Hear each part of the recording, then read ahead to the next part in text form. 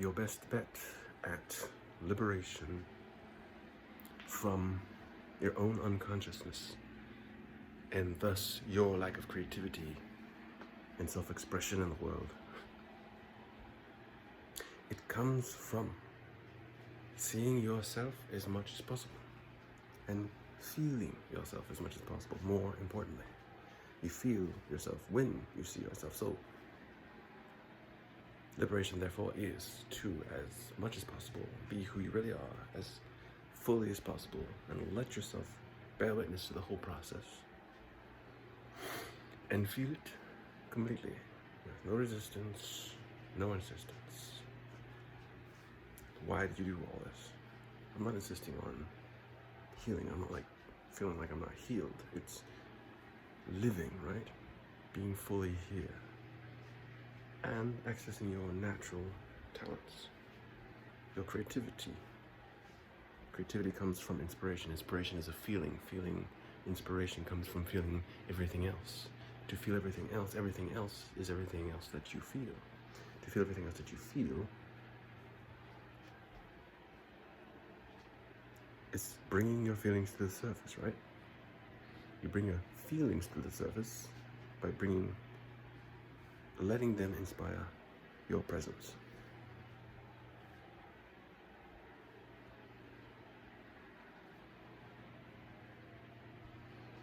Going into unconsciousness, that is the problem. So, consciousness is about being aware. How can you do anything about something you're not aware of? And to be yourself in a way where you can be aware of yourself. Now, you have access to your feelings, which gives you access to inspiration, which inspires your creativity, which creates your life. And it all starts with being fully present with yourself in every way that you can be present.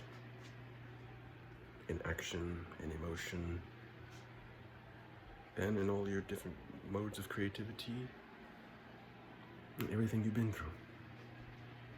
It's not about reaching into the past, it's about being as fully present as you can. Do all the stuff you want to do, even if it feels like it's challenging to who you think you are. And let it transform who you are, or who you allow yourself to be, by stretching what you are willing to allow yourself to feel, be, and do.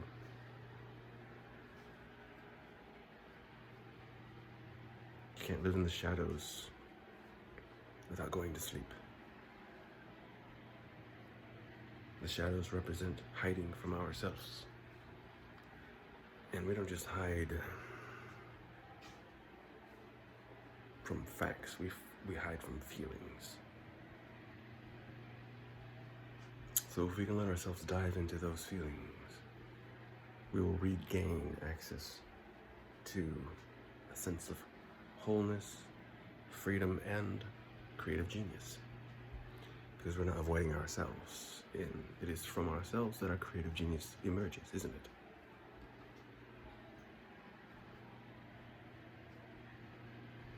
So it's no little thing to realize that living in such a way that we see and feel who we are most fully is the quickest path, so to speak. It's the most direct path to personal awakening. See yourself as fully as possible and feel yourself as fully as possible. It's like watering the seed that you've planted in the ground, which is your self-expression, which is your creativity, which creates your life. So you want to feel empowered? Bear full witness to yourself. And let your feelings be felt, which inevitably turn into inspiration. Inspiration is a feeling. If you're blocking your feelings, good or bad, you're blocking your inspiration. If you're blocking your inspiration, your life will feel monotonous and very mechanical. You're just doing things to get them done because they need to be done, as far as you're aware. But nothing's inspired, nothing's thrilling. You have no enthusiasm for any of it. Where is your enthusiasm? Enthusiasm, you could say it's a single emotion, but it's really just the zest, the spark.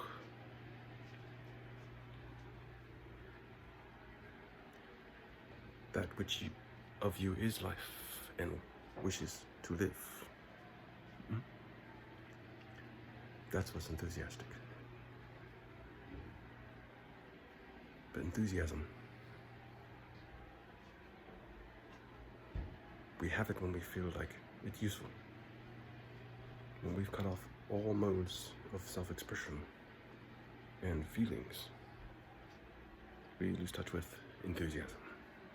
We become mechanical beings, and we wonder what is the purpose of life, because we're just doing our job, as it were. How do you get out of that? It is all down to self-awareness.